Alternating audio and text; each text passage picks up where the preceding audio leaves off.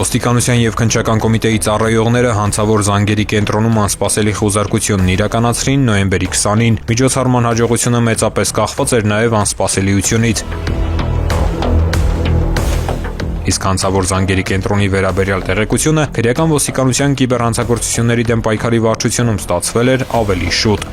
Կիբեռհանցագործությունների դեմ պայքարի վարչությունը համայնքային ոստիկանության գլխավոր վարչության ծառայողների հետ ձեռնարկած միջոցառումներով պարզել էր, որ մի խումբ անձինք նախնական համաձայնությամբ Արաբկիր վարչական շրջանում վարձակալել էին կոմերցիոն նշանակության տարածք եւ այդ տարածքում տեղակայել էին զանգերի կենտրոնների համար նախատեսված համակարգչային տեխնիկան։ Հետագայում ձեռնարկած միջոցառումներով պարզվեց, որ այդ զանգերի կենտրոնը ուներ հանցավոր ուղղվածություն եւ նախատեսված էր առանձնապես խոշոր չափերով համակարգչային հափշտակություններ կատարելու համար։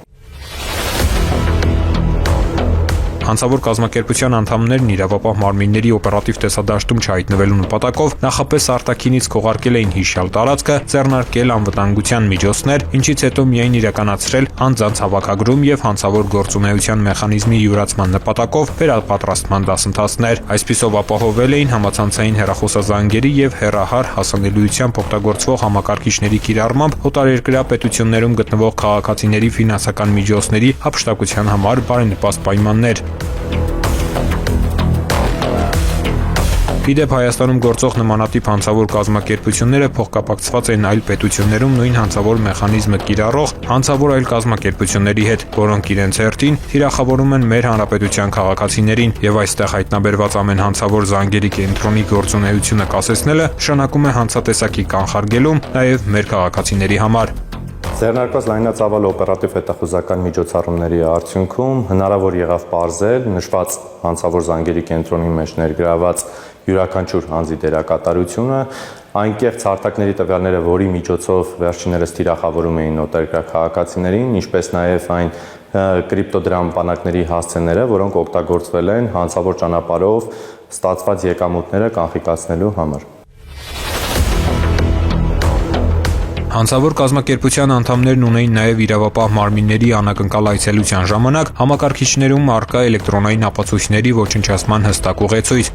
Նաև այս հանգամանքը հաշվի առնելով նոյեմբերի 20-ին քրեական ոստիկանության գլխավոր վարչության եւ քննչական կոմիտեի ծառայողներն իրականացրին անսպասելի խուզարկություն եւ մանրակրկիտ ծրագրված մուտք գործողությունների շնորհիվ հանցավոր կազմակերպության անդամներին չհաջողվեց ոչնչացնել քննության համար առանցքային ապացուցողական նշանակություն ունեցող էլեկտրոնային տեղեկությունները։ Խուզարկության ժամանակ հայտնաբերվել են հանցավոր կազմակերպության անդամներ, որոնք Հայաստանի եւ այլ երկրների քաղաքացիներ են, ինչպես նաեւ նրանց օգտագործած համակարգչային տեխնիկան։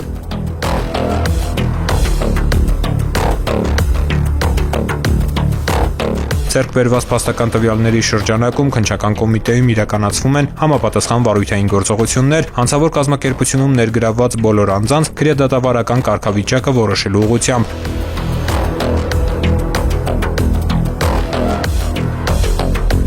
Քրեական ոստիկանությունն էլ իրականացնում է ակտիվ համագործակցություն օտարերկրյա պետությունների իրավապահ մարմինների հետ հանցավոր կազմակերպության գործողություններից տուժած անձանց վերաբերյալ տեղեկություններ ստանալու նպատակով։ Նմանատիպ հանցավոր զանգերի կենտրոնների բացահայտման աշխատանքները կրում են շարունակական բնույթ եւ ցանկանում եմ հորդորել մեր քաղաքացիներին,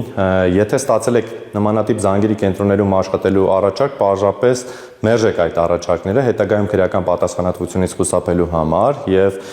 կխնդրեմ, որպեսզի այդպիսի տեղեկություններ ունենալու դեպքում դրանք փոխանցեք իրավապահ մարմիններին։ Ծանուցում ենթադրյալ հանցանքի մեջ կասկածվողը կամ մեղադրվողը համարվում է անմեղ, քանի դեռ նրա մեղավորությունը ապացուցված չէ Հայաստանի Հանրապետության քրեական դատավարության օրենսգրքով սահմանված կարգով, դատարանի օրինական ուժի մեջ մտած դատավճռով։